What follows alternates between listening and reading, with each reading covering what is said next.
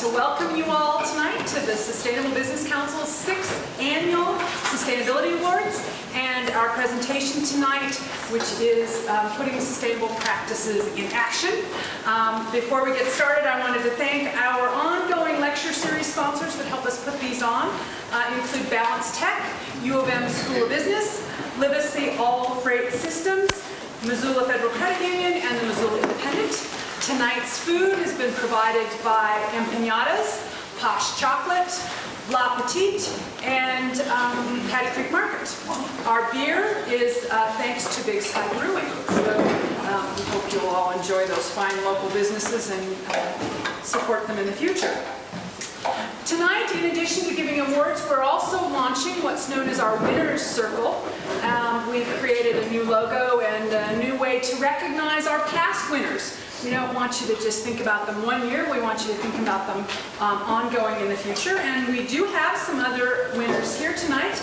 I'm just going to go down and read the list of past winners, with the exception of last year's winners and this year's winners. Last year's winners are going to present tonight's awards, so I'll introduce them individually in a little bit, and obviously you'll get to meet this year's winners. So, in the Sustainable Business Year, let's try that one more time. I've got a knot in the tongue already. In the Sustainable Business of the Year category, back in 2005, our Sustainable Business of the Year was Meadow Sweet Herbs. Back in 2006, it was Tipu's Tiger. In 2007, it was Missoula Valley Recycling, and I know Tom is here tonight. So, and if you're here and I didn't see you, let me know. But so we've got Tom Ernst in the audience. And in 2008, it was Big Sky Brewing.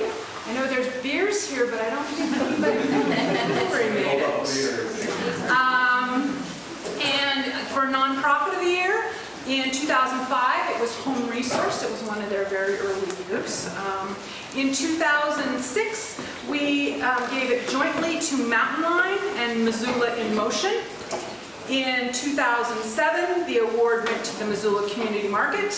And in 2008, it went to Mud. In our new venture of the year, our new venture is any business or project or new product line that started within the last 2 years. We used to do it started to try to do it 1 year, but we couldn't always guarantee that the business was actually going to be viable if we had to make it, say, within the very first year. And we wanted to highlight viable businesses. So the new venture of the year back in 2005 is the Fireplace, or was the Fireplace. They've actually morphed into someone you'll meet later. Homeworks Orchard Gardens Project was the 2006 award winner. 2007, Construction Site Services. 2008, we split the award between First Interstate Bank and the Missoula Federal Credit Union for their new buildings. At the time, they were under construction, but they had already done so many very interesting things in the buildings that we decided to give them the award. They both went on to be LEED certified buildings after the award process happened, and we're really excited for all of them. And our Advocate of the Year in 2005 was Rebecca Richter from MUD. Our Advocate of the Year in 2006 is hiding here somewhere. Bob Giordano. Where'd Bob go? He is. He's still back and back. Okay, Bob Giordano is back and back with Missoula Institute of Sustainable Transportation. He also heads up Free Cycles. Bob Oakes from the North Missoula Community Development Corporation was our 2007 winner, and Elizabeth Judah of Turning the Wheel was our 2008 award winner. Our Volunteer of the Year in 2005 is Chuck Firestone, and Chuck's over there. He developed our first website, did our second website, and still helps us maintain it. He's doing a great job. Tim Skufka was our 2006 award winner. He helped us do a tremendous amount of work with a built environment committee that we had at the time. And the Triangle Park Project is an activity that came out of that. We don't actually do much with it anymore, but Tim is still working on that project to get that finished. That's right across the from the fire station on Mount. I actually was the board chair and treasurer and ed committee coordinator for quite a while, and so I ended up with the 2007 award. The 2008 award went to Kevin Dorr. It's kind of weird announcing yourself. Sorry. Kevin Dorr is a psychologist here in town who's helped us think about how we put together our Buy Local campaign and how we message out to the public. 2008 also went to Kaya Peterson. She's our current board chair and she sits on the Ed Committee. I'm going to jump from there. And by the way, all these winners that you see that we talked about, and the folks that are here, Matt Heisel and Tim are both here, and I didn't see them come in. Anyway, Home Resources Director Matt Heisel and Tim Skufka are back and back. These are experts in our community on sustainable business practices. If you have questions, talk to them. That's what they're all here for. That's why we brought them all together. We have all these great minds in the room all at once. So we'll move on from there to this year's award winners. And the process that we're going to use this year is we're going to ask last year's winners to come up and announce this year's winners, so you get to meet them both in a little more detail. Last year's Business of the Year was Clear Sky Climate Solutions. They produce carbon offsets and will do carbon assessments for your business and help you figure out how to become a carbon neutral business. We have Molly White here from Clear Sky Climate Solutions, so I'm going to ask her to come on up and introduce our 2010 Sustainable Business of the Year. All right. Well, thanks, Sue. Well, it is a pleasure and an honor to be introducing this award on behalf of Clear Sky Climate Solutions tonight. Sue helped me prepare a little script here, so I'm going to read that. And let's see. So here in Missoula and other communities that embrace sustainability, expectations for businesses, particularly those in the food industry, are high. Despite tight margins, high employee turnover, customer sensitivity to economic downturns in the restaurant industry, SBC's Business of the Year for 2010 has clearly demonstrated how to incorporate sustainable practices into a successful business model. Biga Pizza, a favorite Missoula restaurant.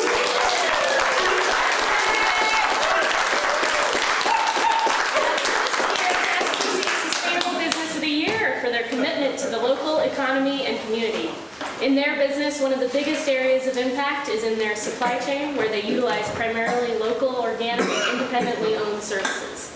Biga owner and chef Bob Marshall focuses on sources for ingredients within 100 miles as much as he can, and he can tell you where each product comes from.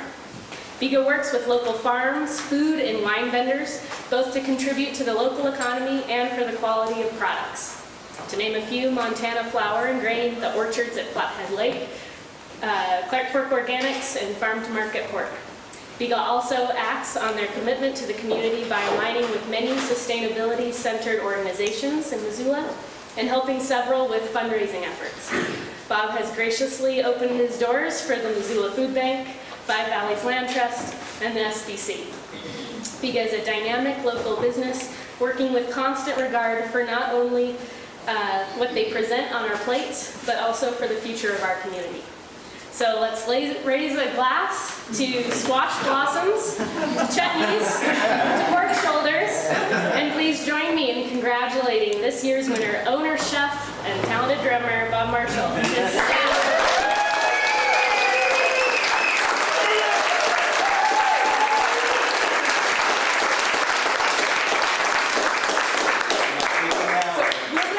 Sit for a little bit, we'll go through all of the awards, and then we'll haul you all back up here and make you sit down.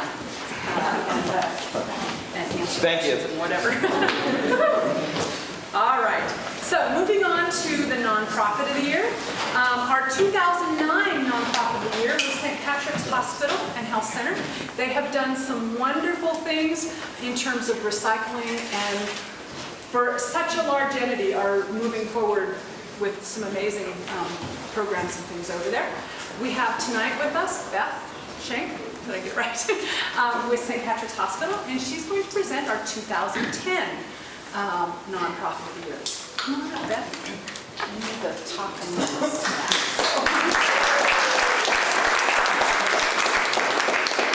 Nice to see you all again. I saw some of you last year here, and I'm Beth Schenk, and I do a variety of things at St. Patrick's, including sustainability coordinator. And I'm also thrilled to be able to address you all again and announce this year's winner. And I think I will read this because it's nicely done. This category was the most challenging to award this year. There were a number of excellent nominees. The Youth Homes was chosen due to the remarkable progress they have made to integrate sustainable practices in their operations over the last 2 years and their ongoing commitment to the at-risk youth of the community. The Youth Homes road to becoming a more sustainable organization began in February of 2008 when the Board of Directors adopted a green vision statement to guide the decision-making of the organization. This was followed by a formation of a green team made up of members of the Board of Directors, staff, and community volunteers. It is the role of the green team to research and advise the board on how to strive towards a more sustainable future. 4 green team members attended an SBC Strive Towards Sustainability workshop in April of 2009 and committed to take what they learned back to the Youth Homes board in hopes of changing attitudes towards sustainability and improving their recycling program. Since that time, accomplishments include implementing a formalized and comprehensive recycling program in each home and office, conducting energy audits on many of the homes, beginning a work plan to increase energy efficiency in their homes, partnering with Garden City Harvest to develop the North Avenue Youth Farm that will provide vegetables for the youth home residents as well as summer work opportunities, and conducting a solar feasibility study on Missoula-based homes and developing a plan for utilizing solar panels, particularly on one home. In addition to using sustainable practices, they also teach residents of their homes the importance of using these practices and considering sustainability in their lives. Youth Homes is at the center of fostering healthy children and teens and creating a sustainable future. And Youth Homes is a nonprofit, and we know that nonprofits struggle to meet both the mission and the bottom line. So I can appreciate the efforts to make the business case continually, to find the money to do it, and to be able to do both those things in both the demonstration of what other nonprofits can do and what other businesses in general can do. So congratulations to the Youth Homes.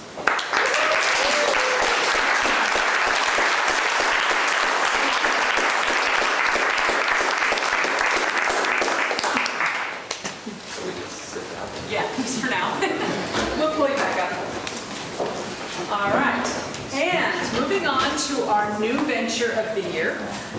In 2009, we gave our new venture to a partnership between Clausen Windows and North Slope Sustainable Woods.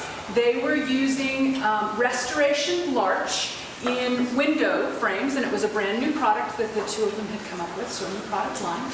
And we have both Whitney Schwab from North Slope Sustainable Woods and Bill Clausen here tonight to help present our sustainable new venture of the year for 2010.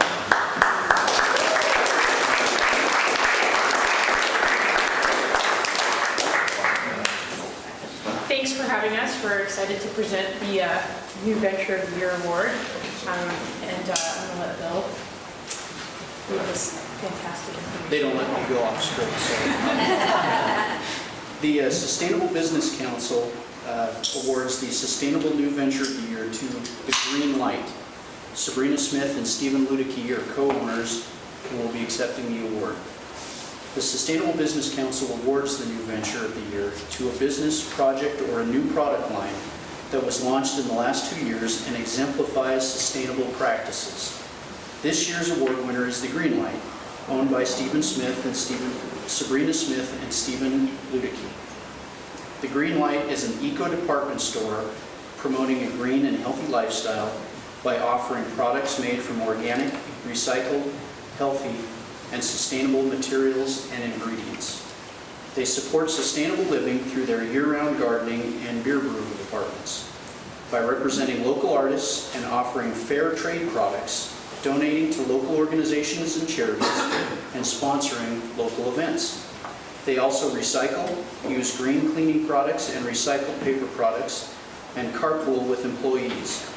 Before opening, they made several improvements to their facility, including using low VOC paints, cork flooring, energy-efficient lighting, reclaimed store fixtures, a low-flow toilet, and used mannequins. On behalf of the SBC, we would like to present Sabrina and Steve with this award and welcome them to the SBC Winner's Circle. Congratulations and thanks for providing the community with such great options for sustainable living.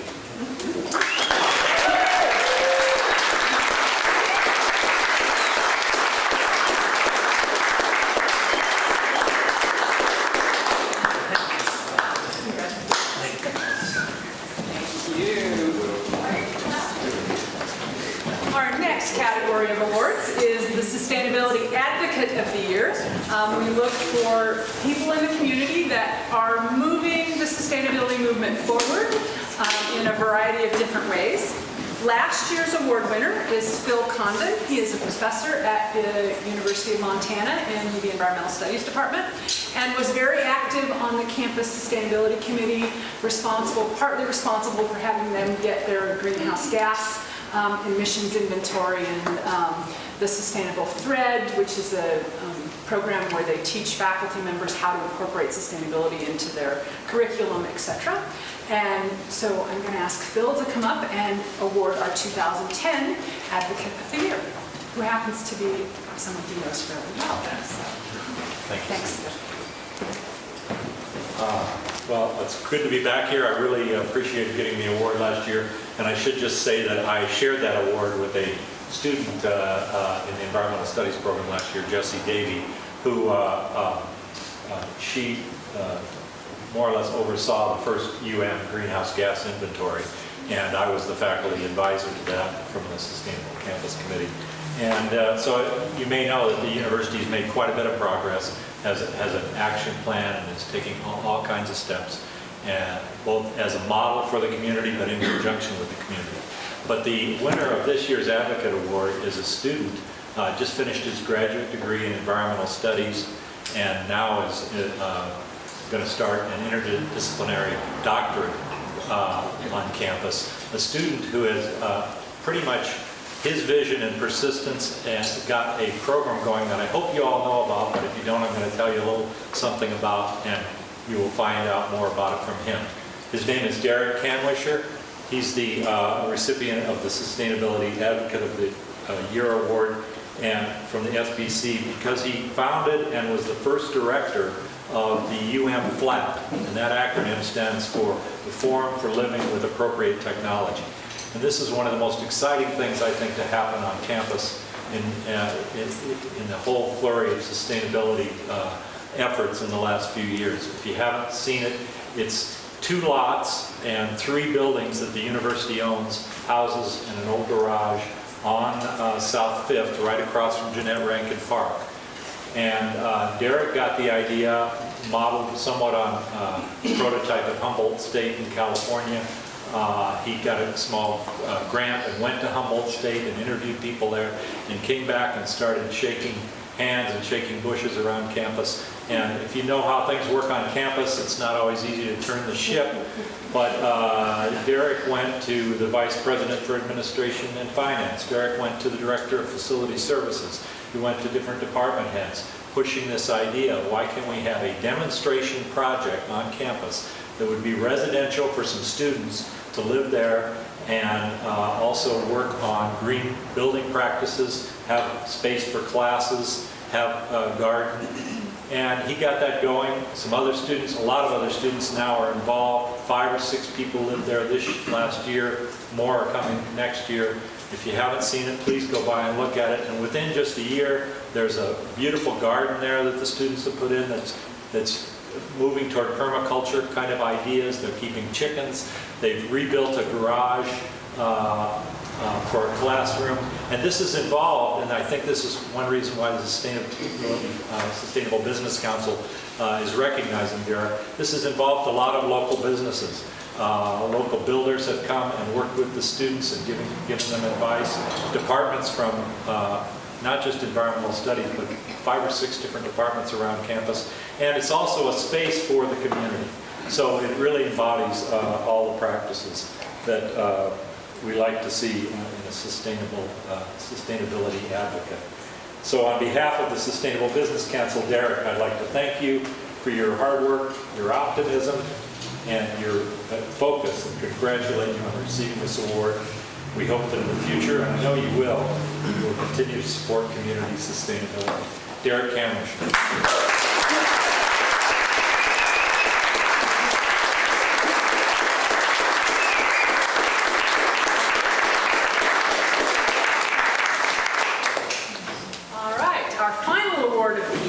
Is the SBC Volunteer of the Year Award.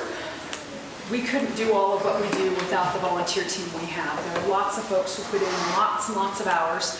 And I always, whenever we assign this every year, it's kind of like, well, there's 6 other people who could be getting it, and we try not to give each award to more than one or two people at a time. We actually only have 2 award winners tonight. Our last year's award winner was John Keenan. He is our Buy Local, Buy Sustainable Committee Chair, and he has been very instrumental in getting the Buy Local campaign up and running.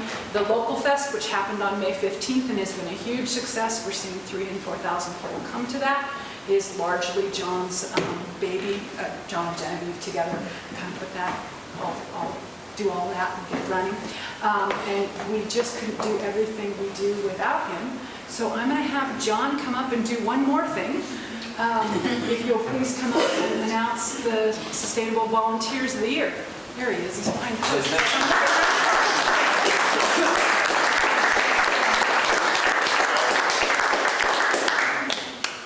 This year we have 2 folks that we want to honor. First one, I think, is not here. He's living in Alaska, but it would be great if he dramatically came in right now. If he doesn't, we'll accept that for him. His name is Xander Ault.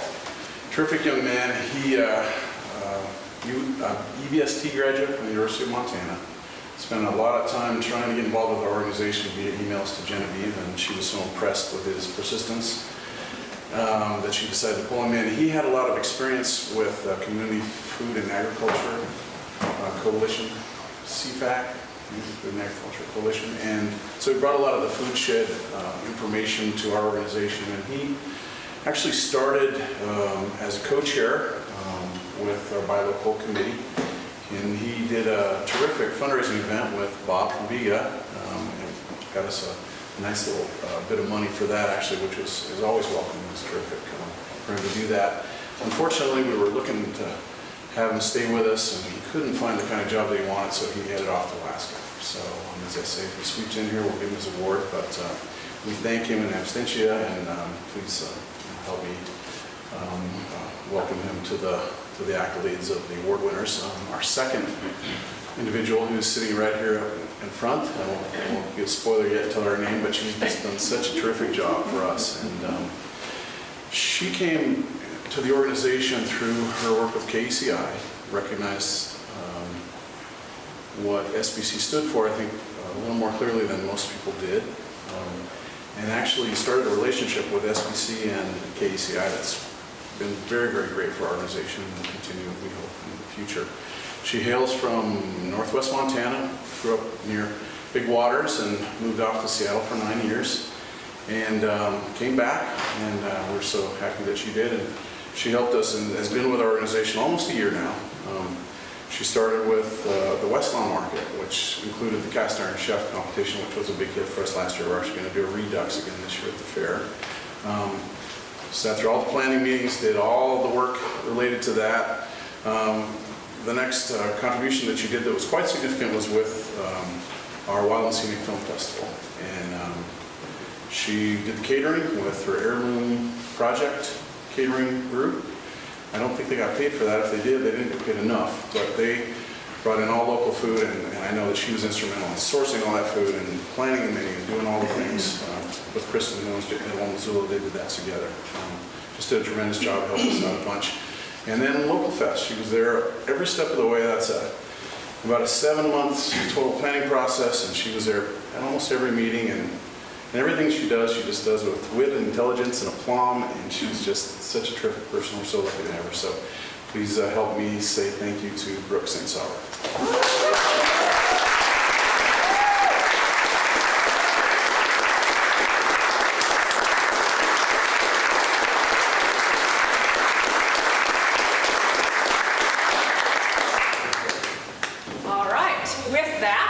I'm going to drag most of our award winners back up here and sit them on the lovely chairs up front.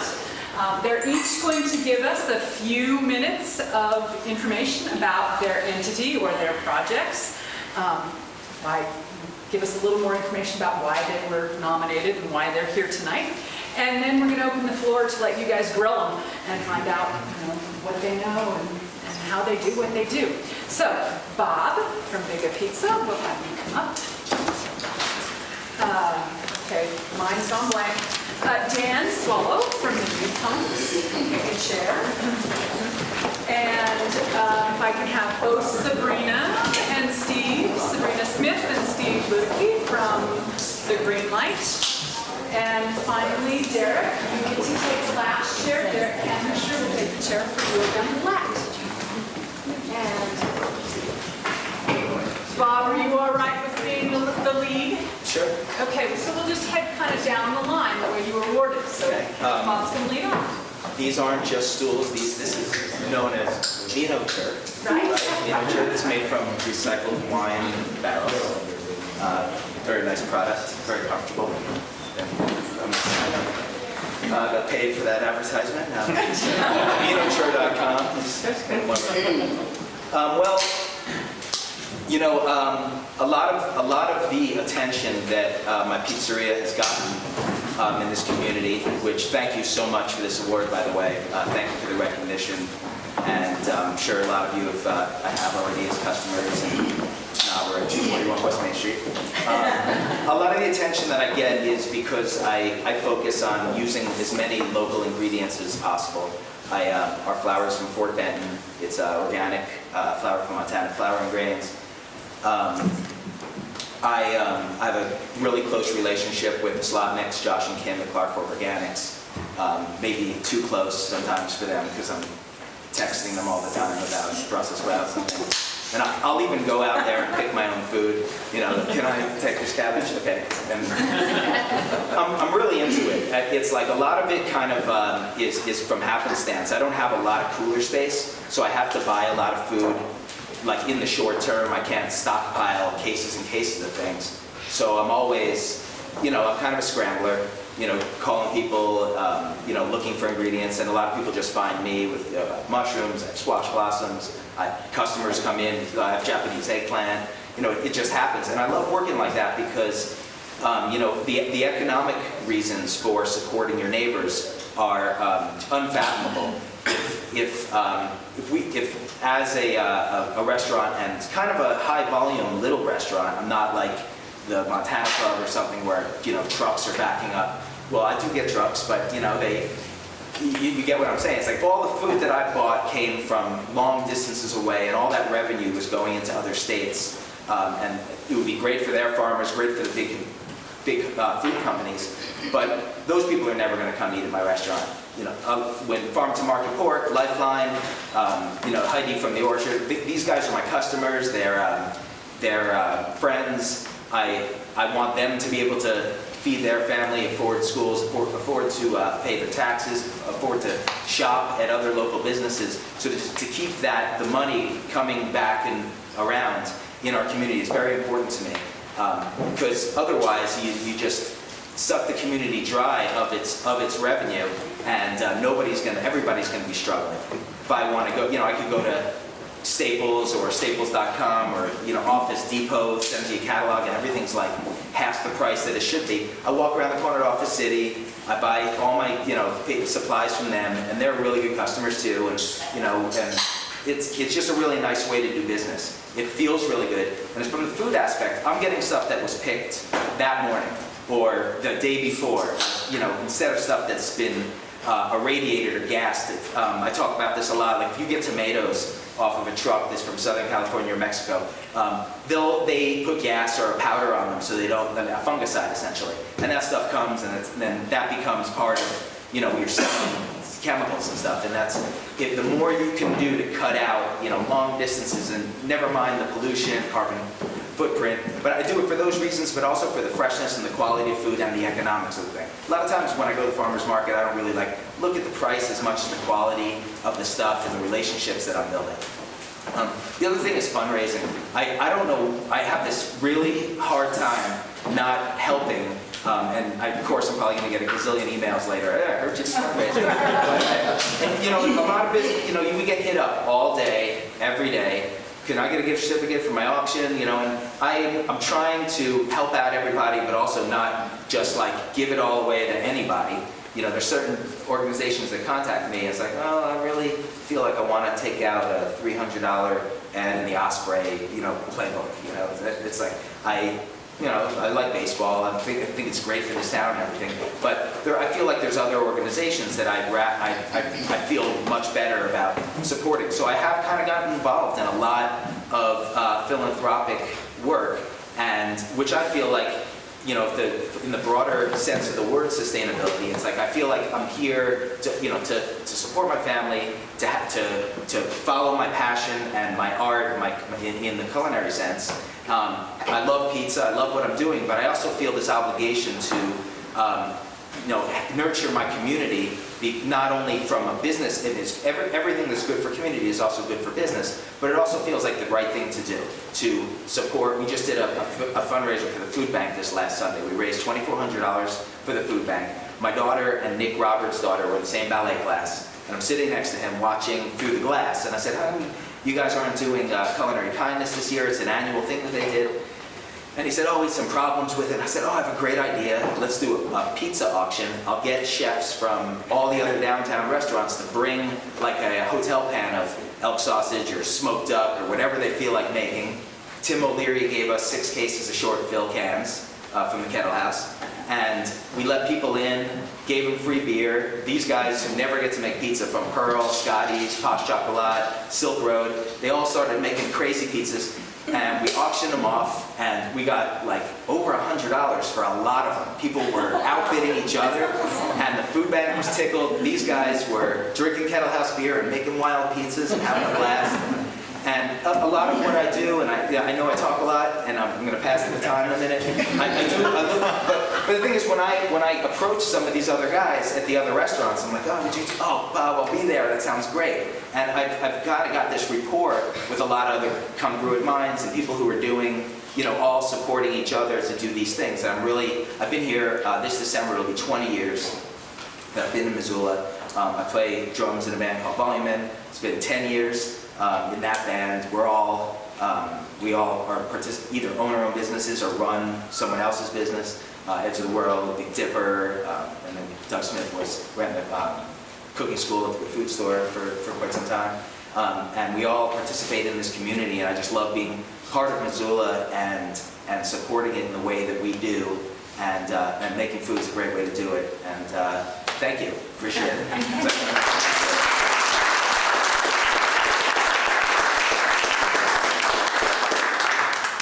Missoula with the youth homes. The youth homes have been operating for almost 40 years. In Missoula, we provide adolescent care in both group care and foster care in Missoula. And so how we ended up at a sustainability awards is a little bit of a mystery, but I do think that if anybody who's been connected with the not-for-profit world knows that it's a lot of people and a lot of meetings that make things happen, and that's really what has happened to us. It's been all about collaboration and working with other people. So I'd like to sort of point out a few of the people who have been really significant. It starts with our executive director, who a few years ago at one of our fundraising events asked, why do we have all these plastic water bottles and what are we going to do with them?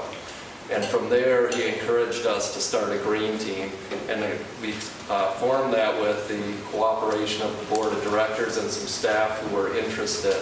And from there, the board of directors adopted a sustainability vision statement to help us guide our work that we were going to do. And then we got together as the green team and basically sat around the table looking at each other going, now what do we do? And it was from there that we started looking for outside resources. And the Sustainable Business Council was instrumental in striving towards sustainability workshops, sort of gave our green team some direction and some purpose and allowed us to sort of start building a plan. And then we started with things like recycling. And Tom Ernst at Missoula Valley Recycling helped us consolidate a plan to get all of our group homes were recycling, but we put together a plan and we offered them to have the office pick up some of the cost and set up a structure that was working for them. From there, the folks at Sustainable Building Systems, Jeff Crouch, really stepped up and went way beyond the call and performing energy audits on all of our homes, and then came back and went into the homes with us to talk with the staff about things that we can start doing, and helped us where we're hoping to get to is to develop a comprehensive plan where we can start doing some goal setting. Mike Sudak from Big Sky Solar came out, did a solar assessment of all our places. We're hoping to have some solar panels up in a couple of years if we can find the funding. And this year, sort of out of the blue, we partnered with Garden City Harvest.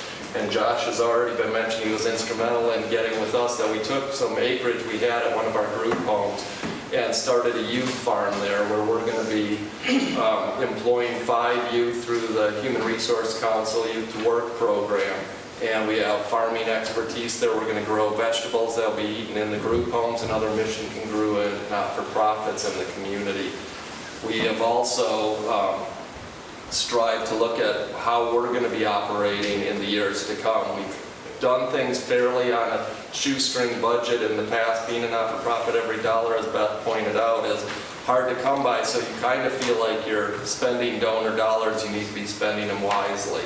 And we really feel committed to making things work for us, but after spending some time talking with Beth about what they've been doing at St. Pat's, I can see we have a long way to go to get there, but we're starting and we're keeping it going.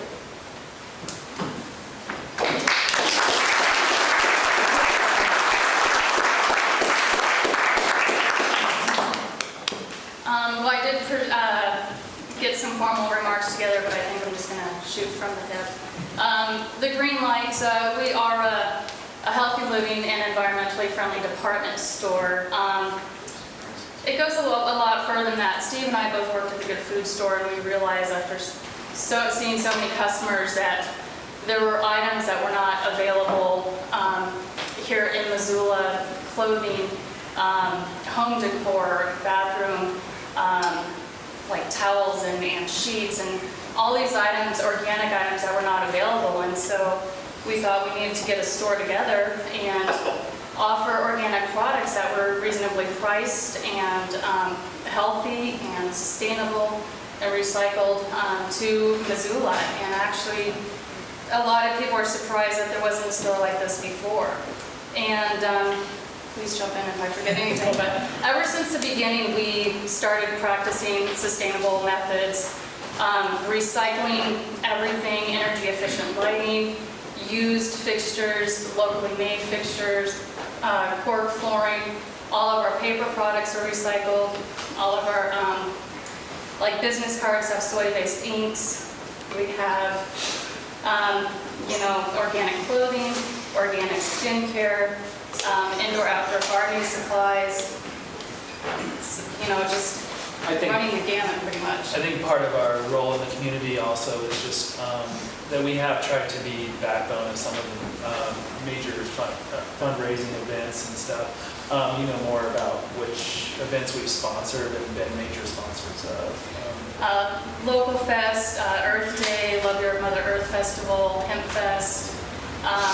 Donate to a lot of different fundraisers and auctions, and really trying to support important causes and foundations to keep Missoula's economies thriving and uplifted. And at the beginning of this year, I guess it was, we made a decision. We sat down to talk about our advertising budget for the year and made a conscious decision to support the organizations and advertise in that way by putting our name out there and aligning ourselves with what we're trying to do, rather than throwing all of our money at the newspapers and the radio. We really felt that it was more important for us to try to help out these other organizations the best that we could, and align ourselves with our community. We are both from Montana. I'm from Hamilton, born and raised. Sabrina was born somewhere else, but she's been in Montana for... Yeah. But, it's part of who we are and what we stand for. And we represent a lot of local artists and vendors, probably 12 to 20 different local artists and vendors. And we have awesome employees. We have Kristen and Hoyt in the back. They just showed up. They've been with us since the beginning, helping us to meet all of our goals. And we've been very lucky to have our business become so successful, and we've been able to create more jobs for individuals here in Missoula, and we just thank you all so much for your support. We couldn't have gotten this far without you all, and we really pride ourselves on our customer service and accommodating everybody who walks through the door, and we've developed a large following of loyal and repeat customers, so thank you all so much. Thank you.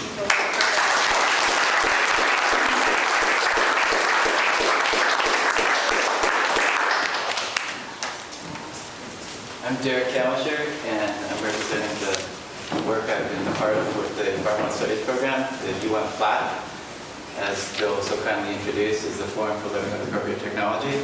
And I did my undergrad in Bozeman, and about 3 years ago, or it was 3 years before I came back to grad school, worked seasonally, and I was in Missoula for not more than 2 weeks.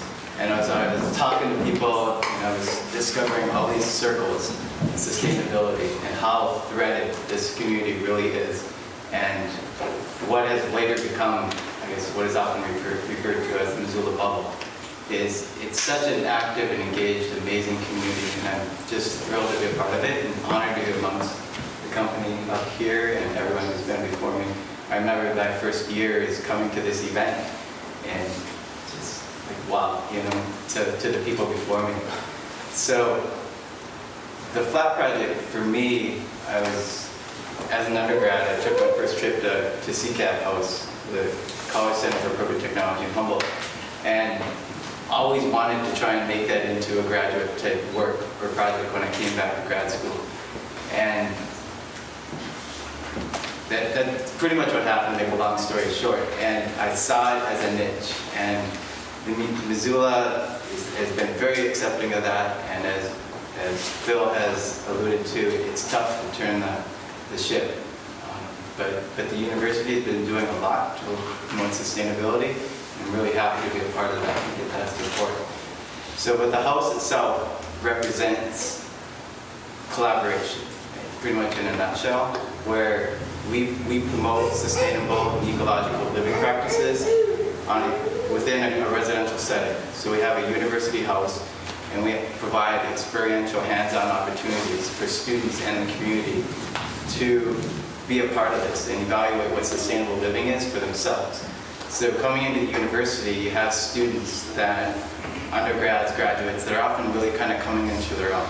They're making the first kind of, they're creating their own identity, and we provide this access for them. And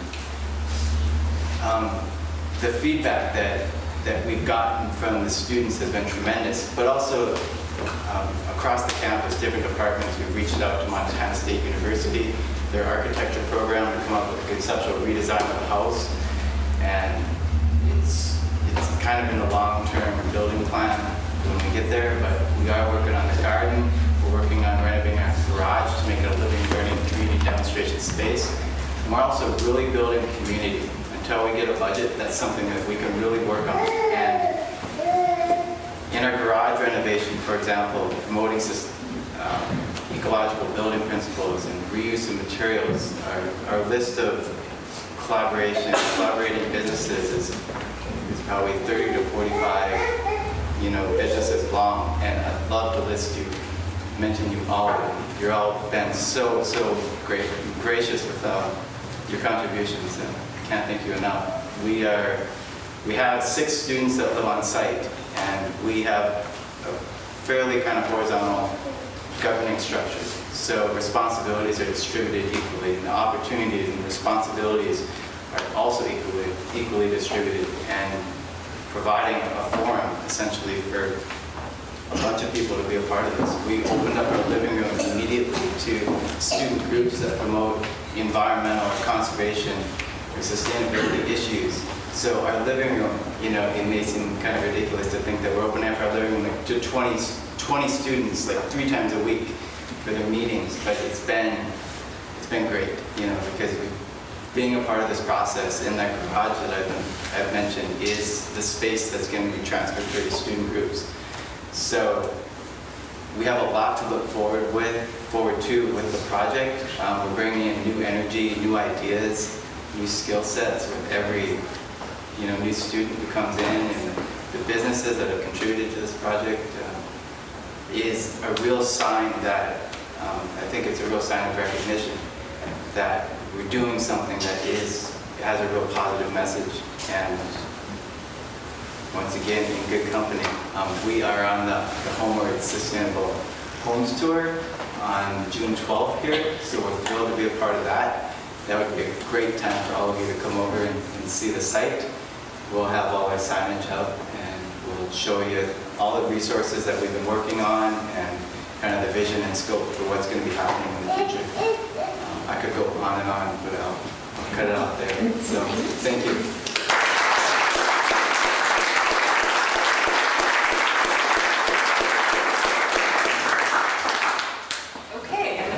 Now is you guys get to ask your questions to our lovely panel of experts. Anybody have a question they'd like? They did such a good job. We have no questions at all. Anybody? Yeah, Phil. Oh, I want to just give Derek a chance to, beyond the flat, maybe talk just for a second about the eco-village concept and what might be possible someday. I recently had a meeting with Bob Berenger, who holds the purse strings to the university, but it was actually just a couple days ago. And every time I get in there and I talk to him, I provide weekly updates and what we're doing, progress reports. We have a memorandum of understanding to make sure the university stays happy with what we're doing.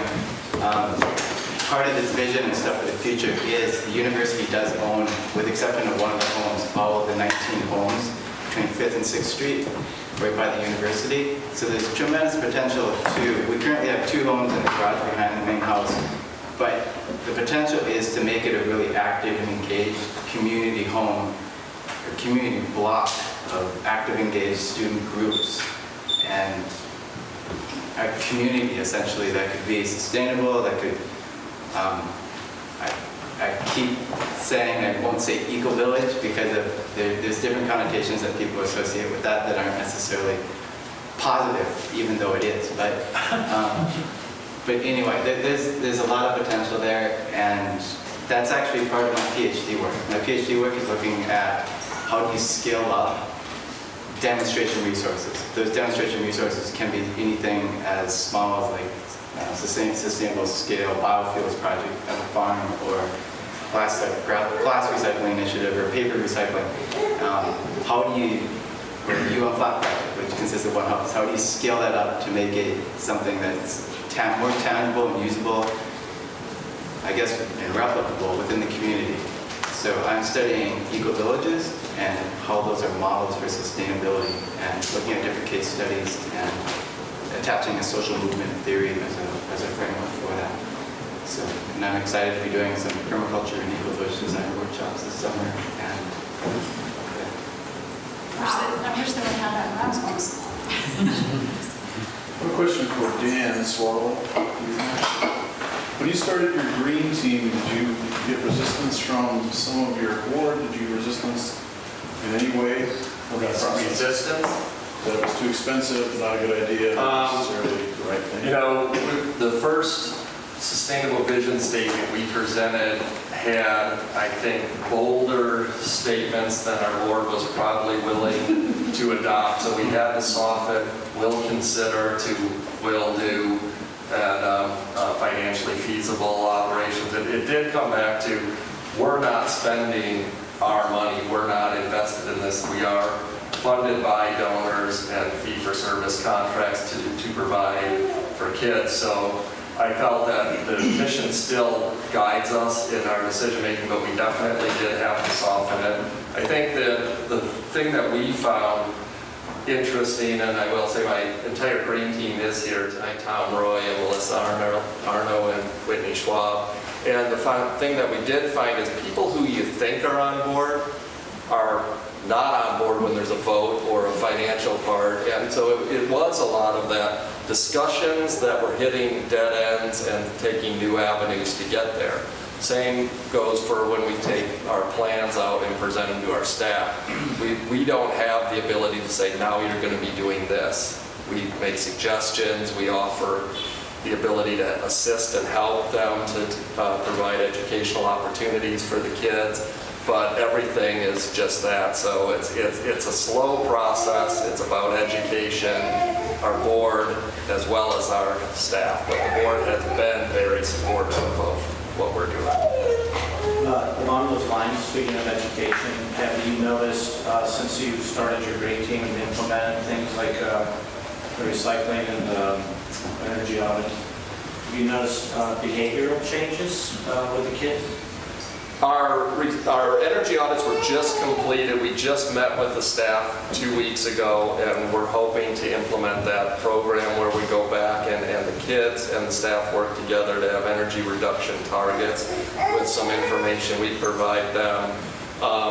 With our recycling programs, the homes that have been doing it for a while, our Tom Roy home that's named after Tom Roy is far and away has been participating in recycling for a long time.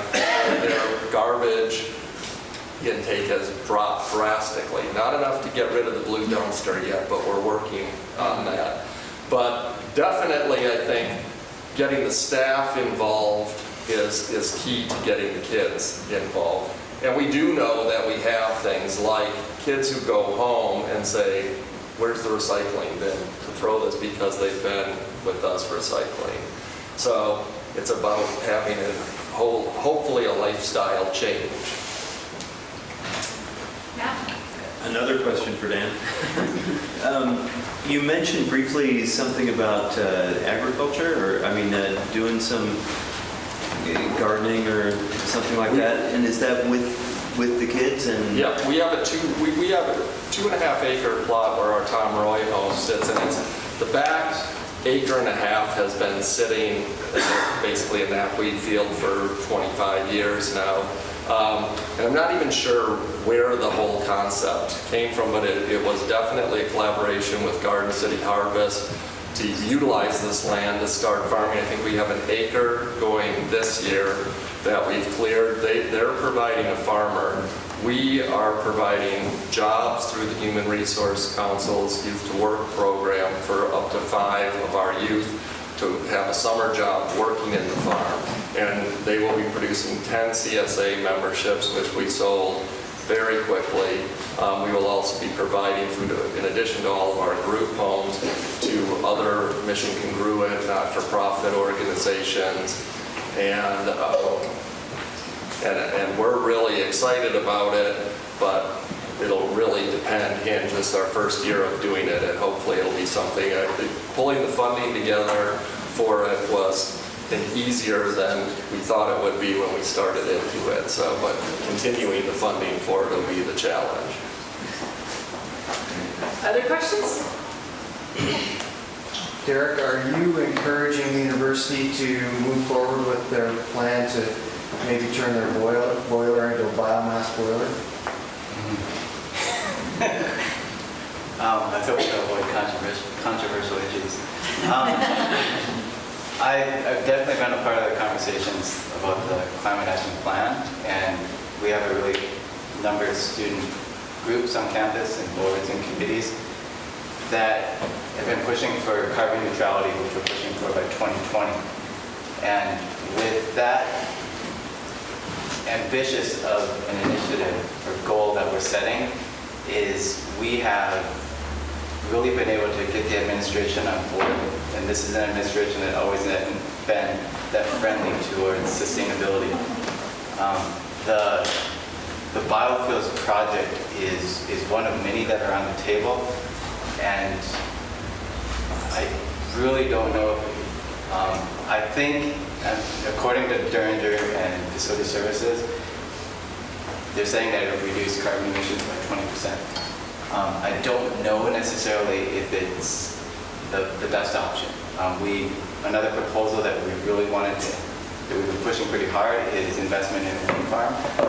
And this would be a wind farm that could potentially be shared by multiple university campuses. For example, Montana State University, so there'd be potential for shared buy-in in a project that will provide offsets, green tags, in a way that it's more of an investment than the biofuels project, of course.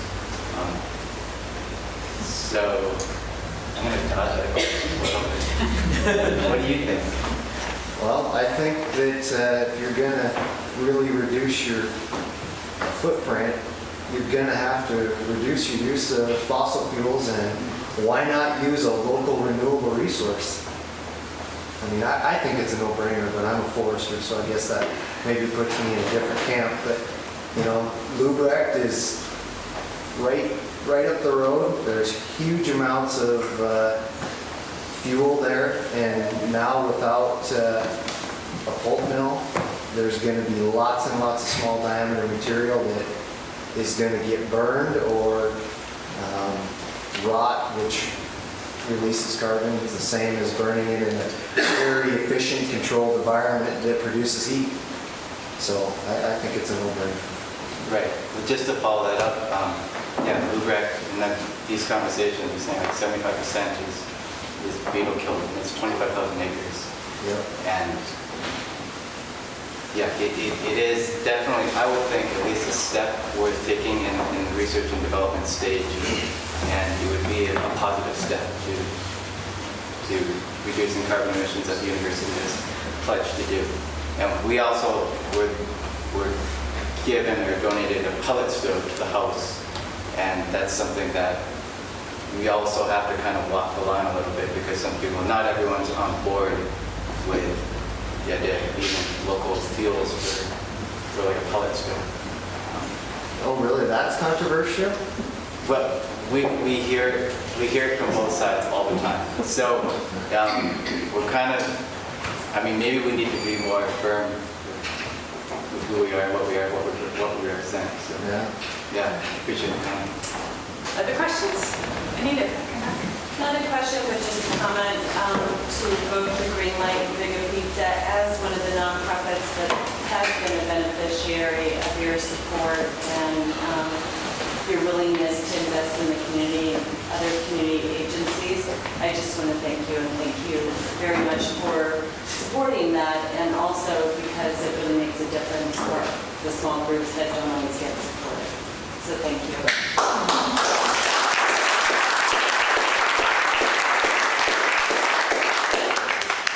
Maybe I have a question. Yeah, I had a question for the Greenlight folks. You're in a unique place to be able to carry a lot of local products, I would think. Yes.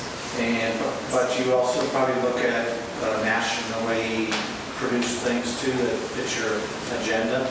Could you tell me a little bit about how you choose your products? You know, it's unfortunately sometimes we cannot avoid even going internationally. Examples, you know, hemp products. We have to outsource that until the United States decides to legally grow it everywhere. But for example, Kristen in our coding department, she really does a lot of research on her vendors. A lot of them are carbon neutral, or they give back to their community. Their practices are sustainable, and we all do research on the companies we buy for, making sure that, you know, they're you know, fair trade, socially responsible, organic ingredients. I mean, we do extensive research on our part. There's some Steve does this. cottage industry as well, which is really important. It's in this day and age, it's almost impossible to not buy outside the United States, and I think that, you know, a business like ours who is pushing the organic industry and you know, alternative fibers, hemp, jute, things like that, you know, is going to bring industry back to the United States, because I think that people see that they can actually make a living producing organic products in the United States. And there are more and more smaller clothing lines coming out, and where they are actually producing in the United States, and it's helpful. And I hope that we're, you know, adding to, you know, the industry that in the United States, you know, and not just overseas. You know, when we do make those choices and have to buy overseas for the type of products that we are doing. Local, of course, is one of the most sustainable things that we can do, and we do definitely try to work with local artists, as Sabrina was saying.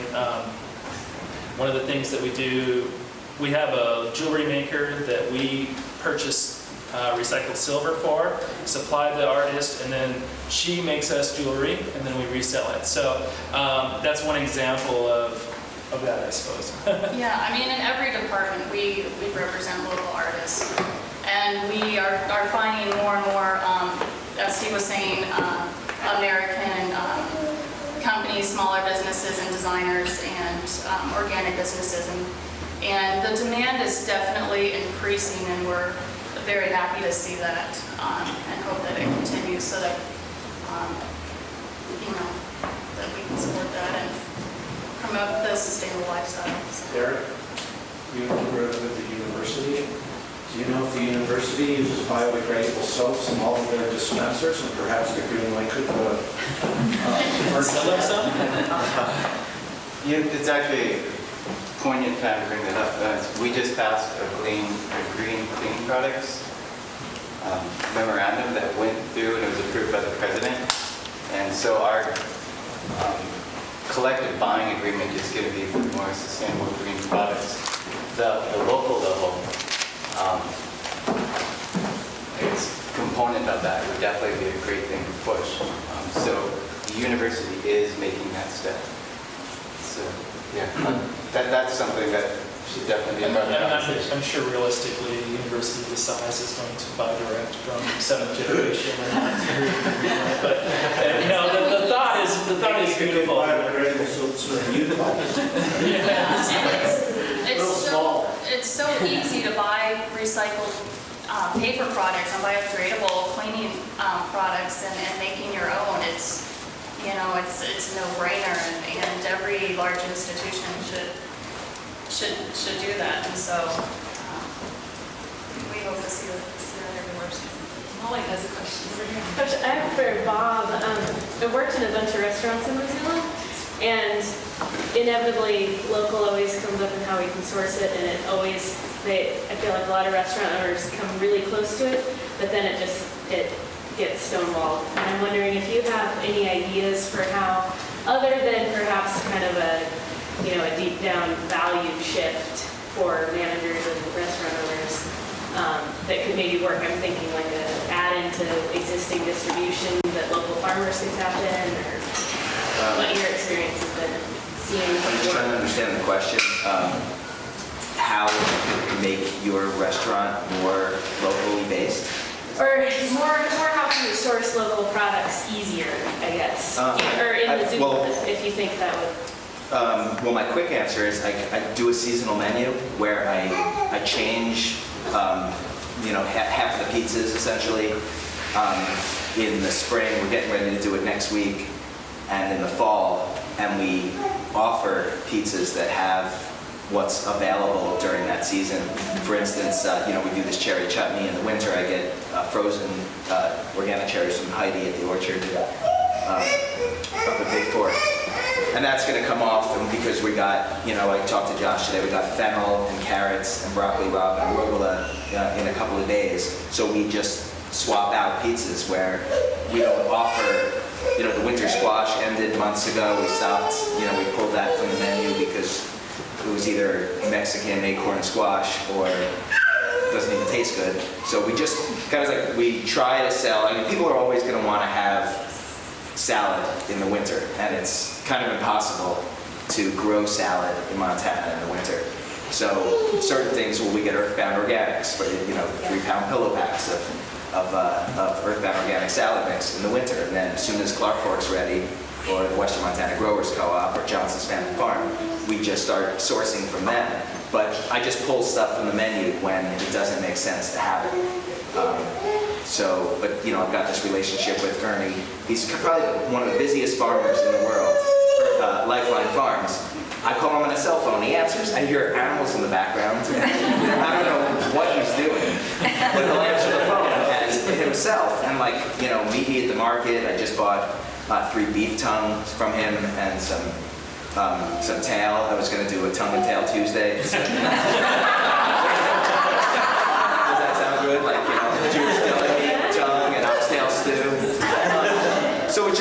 deciding what you want to sell when has been kind of my strategy for being able to do it. And and this is, I've had conversations, different things. I get pulled into different panels. I got to judge the squash off at the university and the UC Center the last 2 years, and they asked me about how I make these decisions. It's, well, strike when the iron's hot. You know, you've got sun-rolled tomatoes. That's what we're, have a blackboard. This is what we're selling today. This is what we have. As opposed to a lot of restaurants operate in a backwards fashion. Oh, what's going to sell? What do people like to eat? Well, they like to eat shrimp. Okay, let's put shrimp on the menu. And then, okay, where are we going to get the shrimp? Well, we're going to get them from this place. Oh, but Cisco's got them cheaper. And then you go down that line where how you can buy 20, 40, 60 pounds of frozen farmed shrimp that are trucked from the Gulf of Mexico, or what's left of it, so I started, when I opened the restaurant, when I was kind of brainstorming on the whole idea, which happened because we got pregnant with our second daughter, we wanted to go into business for ourselves, et cetera, et cetera. I started with, I made a list, and this is the same thing I did when I did the fundraising dinner for SBC. I called everybody and said, well, what do you have? Oh, I've got dried anchovies chilies. I've got parsnips left. I still got some Honeycrisp apples from the Bitterroot. Well, so I made a list of all the foods that were available, and then tried to make I'm going to do an onion marmalade, because Ben from Foothill Farms still had onions in his root cellar. So onion marmalade, okay. We made an ancho barbecue sauce. I got pork loin from Ernie. So I started with the raw ingredients, then created the menu, so I don't have to make a menu that I think people like, and then try to source the ingredients. So I kind of did it in a backwards way that we were even taught in culinary school. Culinary school, I was graduated from the College of Technology here, food service management program, and when we did at the end of it, for your final project, you design a kitchen and a restaurant, a menu, and they always started with, well, the first thing you need is a menu, because that determines what equipment you will need in order to produce that menu, and then you source all the ingredients and design the layout. I did it totally backwards. I'm like, well, what food do I have, and how can I make that happen, and how can I turn that into a product? And it's forced me to be, to push myself. I went down the market last Saturday, I bought up everybody's rhubarb who had any. I got there at 10 to 1, the clock went, you got any rhubarb left? You got any rhubarb? It was a great time to buy, because they're like, I'll give it to you for $1 and throw in some radishes. I'm like, great. So I come with this whole grip of rhubarb, and I cooked it down with a bunch of onion stock. We caramelized onions, and then it's so much water comes out of them, you don't want to put all that on a pizza, so we strain it and we freeze all that. I'm really like Jewish grandmother style, I save everything, and it's kind of the way I was brought up, but we strain all the caramelized onions, and I put in I freeze it all. So I had about 2 gallons of frozen onion water, and I put the rhubarb and some brown sugar and all this onion water. It was 5 gallons, and I cooked it all the way down to a jam. And then we used that on a pizza with some smoked, he calls it slab bacon from Lifeline, which is kind of smoke-cured bacon. You don't have to cook it, it's delicious, tastes so that ended up being the special pizza, and it sold like crazy. And it was just because I went down there, I was like, oh, there's rhubarb. What can I make out of this rhubarb that would be fun? What would go good with it that's right at that booth, So instead of trying to fill a menu, I see what I can find and then make food out of it. And then I returned last Saturday to get some other products from Ernie. He said, I sold out of slab bacon. People are coming up and saying, is this what was on the rhubarb pizza? So he got a nice bump out of it too. So I hope that answers the question. Yeah. So it's formulating your menu to what is around you, as opposed to doing it the other way. And that's what, a lot of restaurants never change their menu. They never run, their specials are surf and turf or, popcorn shrimp or something, because that's what they get on special. My specials aren't what we want to get rid of, it's what is around, Any other questions? We have to applaud that.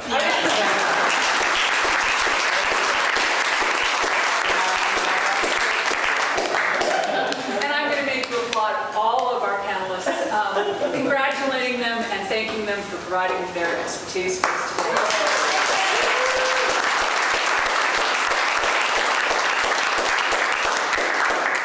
And then you get to hear from me for just a few more minutes.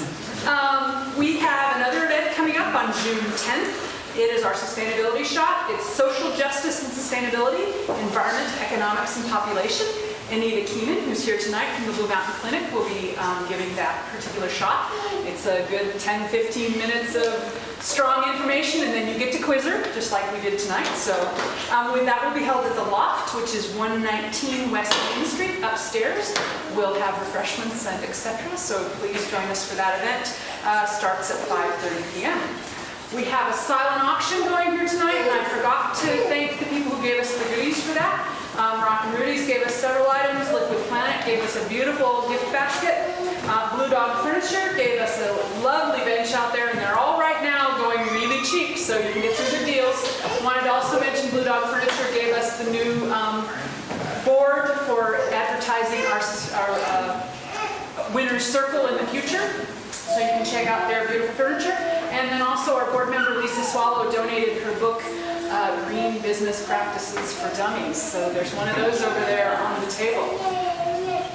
Thank you all for coming tonight. Great group that we had here. There's lots of food. I will get out some plastic bags if you're hungry. Take some with you.